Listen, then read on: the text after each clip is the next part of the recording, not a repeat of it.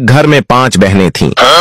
एक का नाम टूटी था, दूसरी का नाम फटी था, तीसरी का नाम फीकी था, चौथी का नाम मरी था, पांचवी का नाम भूतनी था। एक दिन उनके घर लड़की देखने के लिए मेहमान आए।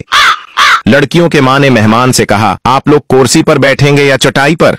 मेहमान ने बोला, कुर्सी पर। माँ ने बोला, टूटी कुर्सी लेकर आओ। मेहमान घबरा कर बोले, नहीं, रहने दीजिए, हम नीचे चटाई पर ही बैठ जाते हैं।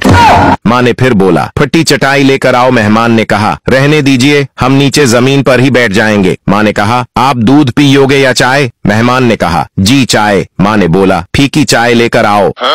मेहमान ने कहा, चाय रहने दें, दूध मंगा लें। माँ ने कहा, मरी भैंस का दूध लेकर आओ। मेहमानों ने बोला, हमें कुछ नहीं चाहिए, आप बस लड़की देखा दीजिए। माँ ने कहा, भूतनी को लेके आओ।